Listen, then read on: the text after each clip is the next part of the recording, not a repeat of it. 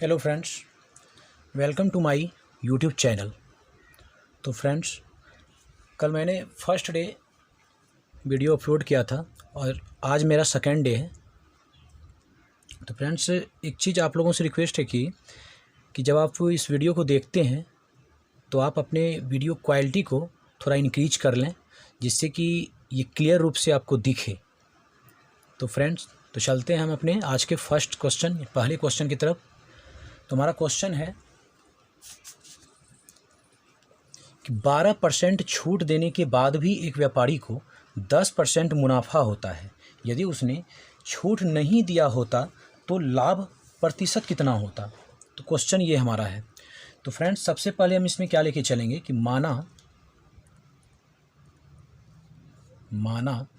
अंकित मूल्य बराबर, यानी कि जो उसमें मार्क किया हुआ है प्राइस, अंकित मूल्य बराबर, मान लीजिए इसमें क्या x, और उसको बेचा गया यानी कि विक्रय मूल्य बराबर y, विक्रय मूल्य बराबर y, ये हम मान लिए पहले।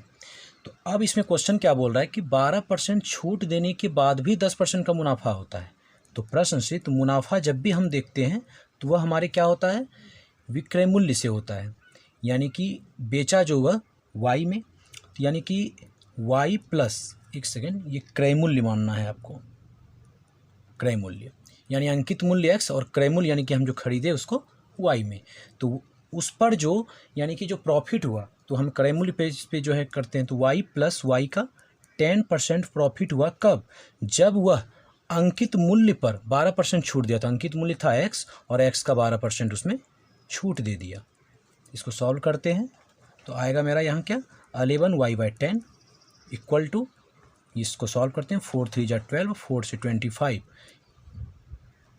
22x/25, ये आया 5 5 जा और 5 2 जा, by cross multiplication, by cross multiplication.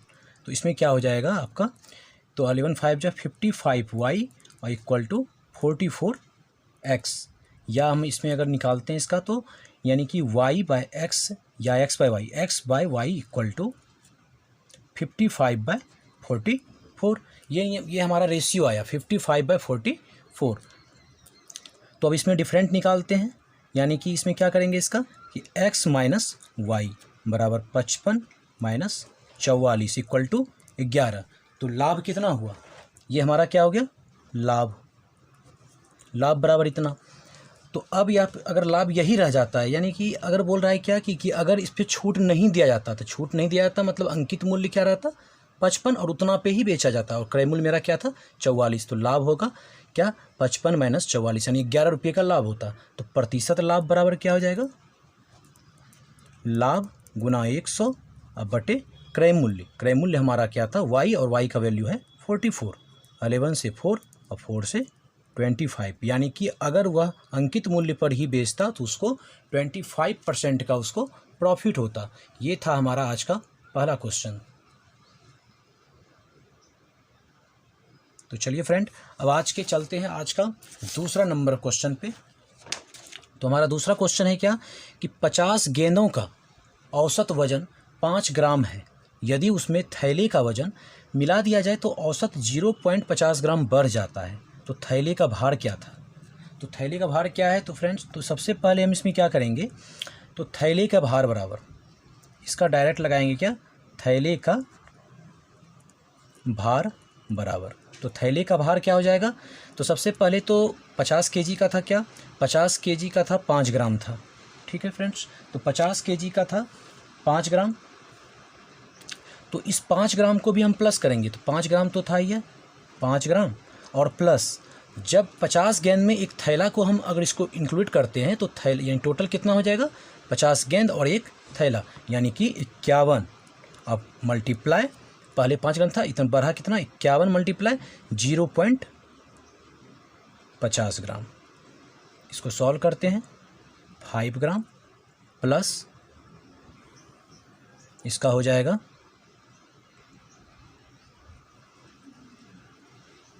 25.5 ग्राम, दोनों को प्लस कर दीजिए, आएगा 30.5 ग्राम। ये हो गया हमारा थैले का वजन। चलिए फ्रेंड, अब चलते हैं नेक्स्ट क्वेश्चन की तरफ।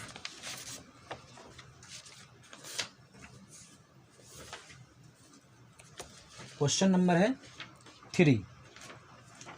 तो क्वेश्चन नंबर 3 है फ्रेंड्स कि प्रशांत 6 किलोमीटर प्रति घंटा से 24 किलोमीटर और 7 किलोमीटर घंटा से 14 किलोमीटर और 6 किलोमीटर प्रति घंटा से 12 किलोमीटर की दूरी तय करता है। उसकी औसत चाल क्या है? इसमें ऑप्शन है 6.25 किलोमीटर पर घंटा, 6.5 किलोमीटर पर आवर और 6 किलोमीटर पर आवर और 6.75 किलोमीटर पर आवर। तो चलते हैं फ्रेंड्स क्वेश्चन की तरफ।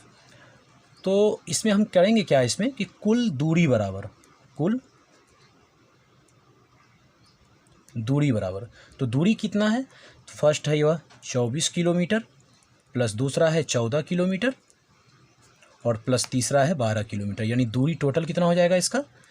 4 4 8 2 10 0 बचा 1, यानी कि 50 किलोमीटर। ये हो गया कितना? ये कुल दूरी हो गया। अब चलते फ्रेंड्स नेक्स्ट की तरफ, यानी कि अब समय क्या है? तो समय बराबर क्या होता है? दूरी बटे चाल। तो पहला था क्या? 24 किलोमीटर और बटे 6 किलोमीटर पर आवर, प्लस दूसरा क्या था? वह जो है 14 किलोमीटर जो है वह कितना स्पीड से, यानी कि 7 किलोमीटर पर आवर से चलता है, प्लस तीसरा क्या है? 12 किलोमीटर जो है वह 6 किलोमीटर पर आवर से चलता है।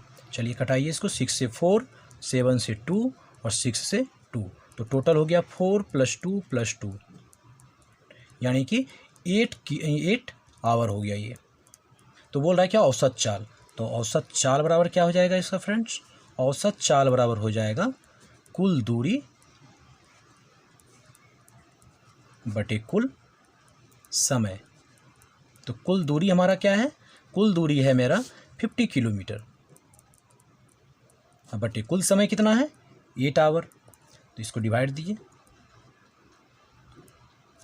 यानी कि 6.25 किलोमीटर पर आवर, ये हमारा आंसर है।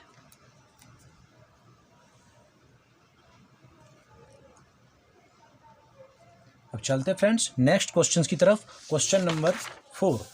तो क्वेश्चन नंबर 4 है क्या कि एक महिला प्रत्येक वर्ष की शुरुआत 5% वार्षिक चक्रवृद्धि ब्याज पर 2000 का निवेश करती है, तो दूसरे वर्ष के अंत में कुल निवेश कितना होगा?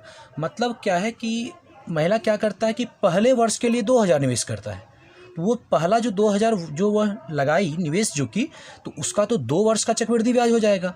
लेकिन जब नेक्स्ट ईयर यानी कि सेकेंड ईयर जैसे आता है, तो फिर तो वो 2000 रुपये फिर अलग से निवेश करती है, जिसका कि 1 साल का वो चक्रवृद्धि ब्याज अलग से आता है। तो फ्रेंड्स चलते हैं इस क्वेश्चन को लेकर के। तो बोल रहा है अंत में कुल निवेश, तो अंत में कुल निवेश बराबर हो जाएगा इसका फ्रेंड्स, निवेश इक्वल टू, तो पहले वह 2000 को 2 वर्ष के लिए लगाता है 5% ब्याज की दर से, तो 2000 गुना 105 बटे 100 पावर 2, यानी कि इसको कितना लगाया फ्रेंड्स?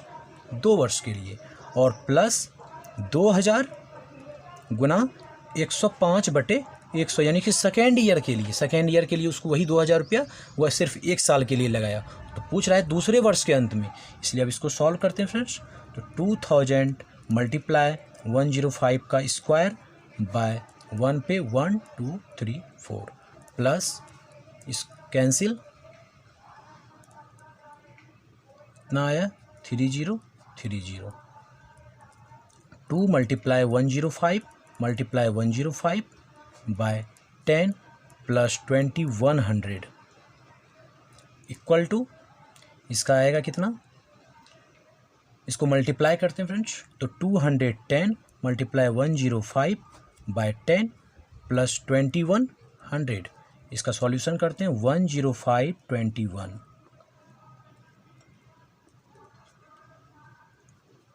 2205 बाय 10 कैंसिल प्लस 2100, तो 2205 और प्लस 2100, यानी 4305 रुपीज हुआ 2 वर्ष के अंत में कुल निवेश उसका 4305 रुपया हो जाएगा फ्रेंड्स।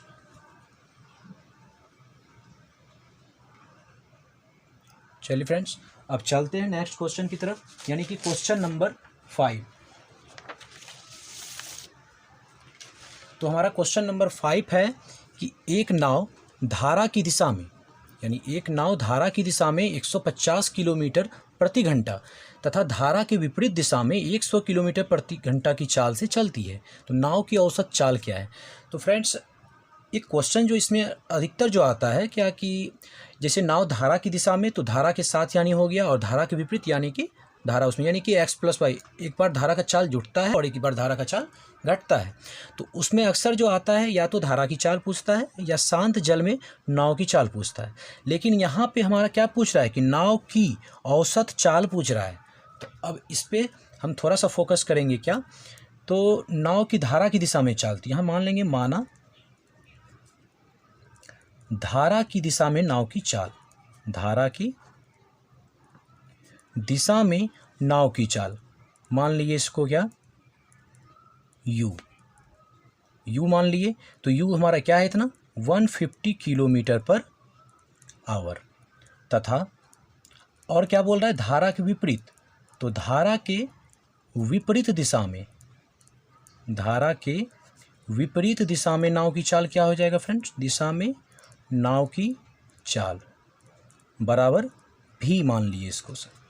अब भी जो माने तो ये तो हमारा दिया हुआ है, ये कितना दिया हुआ है 100 किलोमीटर पर आवर दिया हुआ है। चलिए, तो 100 किलोमीटर पर आवर दिया हुआ है।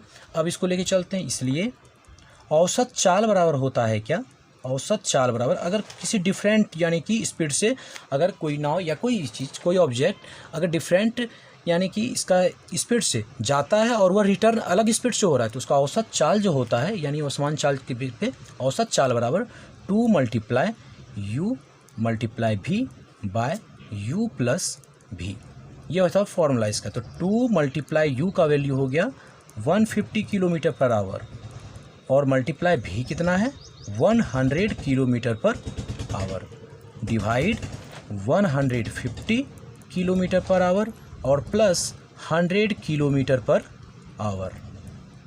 चलिए इसको सॉल्व करते हैं। तो 2 × 150 × 100 बाय इसको प्लस कीजिए 250, इतना आएगा इसका किलोमीटर पर आवर। इसको सॉल्व करते हैं, 5 × 2 = 10, 5 × 5 = 5 से 30, यानी कि 120 किलोमीटर पर आवर इसका हो जाएगा एवरेज स्पीड, यानी आंसर सी होगा।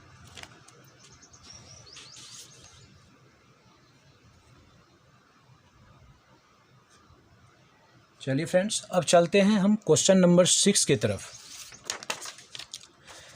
हमारा क्वेश्चन नंबर 6 है कि एक सिलेंडर की त्रिज्या 120% बढ़ जाती है और इसकी ऊंचाई 40% कम हो जाती है, तो इसके आयतन में प्रतिशत वृद्धि क्या है। तो सबसे पहले हम इसमें क्या लेके चलेंगे, तो माना सिलेंडर की त्रिज्या बराबर r, माना सिलेंडर की त्रिज्या बराबर r और ऊंचाई बराबर हम इसमें मान लेते हैं क्या, ऊंचाई बराबर h। तो सिलेंडर का आयतन मतलब क्या होता है, बेलन का आयतन, यानी कि सिलेंडर जो होता है वह बेलन के फिगर में, सिलेंडर का आयतन बराबर क्या होगा πr² h। तो सब तो वही r है वही h है। अब प्रश्न से क्या बोल रहा है कि त्रिज्या जो है 120% बढ़ जाती है, यानी त्रिज्या क्या हो जाता है, त्रिज्या था r बढ़ गया r का 120%। इसको सॉल्व करते हैं, 2 से 6 2 से 5, इसको सॉल्व कीजिए तो आएगा 11r/5, यानी त्रिज्या क्या हो गया 11r/5। अब क्या है ऊंचाई, क्या बोल रहा है, ऊंचाई बोल रहा है 40% कम हो जाती है। ऊंचाई था हम माने क्या थे h, और h का 40% कम हो गया, 2 × 2 = 4 2 × 5 = यानी इसको सॉल्व कीजिएगा तो आएगा 3h/5, यानी कि ऊंचाई इतना और त्रिज्या इतना। तो नए सिलेंडर का आयतन क्या हो जाएगा, नए सिलेंडर का आयतन बराबर, आयतन का तो फॉर्मूला तो वही होगा बट इसमें त्रिज्या और ऊंचाई का मान अलग रखाएगा, यानी कि πr² h किए पाई, इसका त्रिज्या कितना है r 11r/5 का स्क्वायर मल्टीप्लाई h है 3h/5, यानी इसका सॉल्यूशन होगा पाई मल्टीप्लाई 121r²/25 मल्टीप्लाई 3h/5, यानी इसका हो जाएगा 363/125 पाई आर स्क्वायर एच, इतना आएगा। तो अब इसमें निकालते हैं अंतर। तो दोनों आयतनों में अंतर बराबर, दोनों आयतन में अंतर बराबर कितना हो जाएगा? तो 363 पाई आर स्क्वायर एच बटे 125, और माइनस कर देंगे पहले वाला का आयतन पाई आर स्क्वायर एच। इसका सॉल्यूशन कीजिए। 125 363 pi r square h minus 125 pi r square h, minus करते हैं इसको। 258 pi r square h by 125, इतना। तो इतना वह बढ़ गया, पहले की अपेक्षा इतना बढ़ा, तो प्रतिशत वृद्धि बराबर पूछ रहा है क्या कि कितना %। तो प्रतिशत वृद्धि यानी आयतन में प्रतिशत वृद्धि हो जाएगा क्या? वृद्धि कितना था? 258 पाई आर स्क्वायर एच बटे 125 गुना 100 और बटे टोटल कितना था? पाई आर स्क्वायर एच, पहले वाला। ये और ये कैंसिल, 25 से 5, 25 से 4, यानी आया 258 × 4/5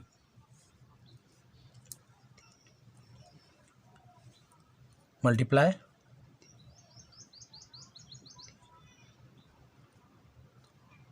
इतना बाय 5, प्रतिशत वृद्धि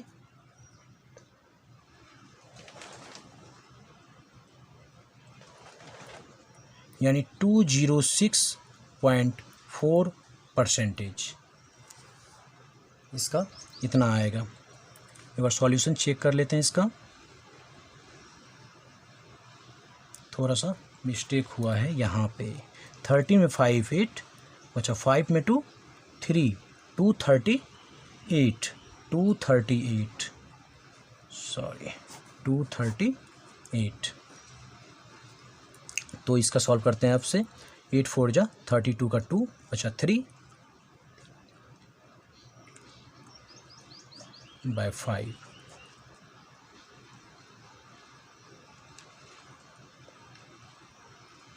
190.4% यह वृद्धि होता है इसका।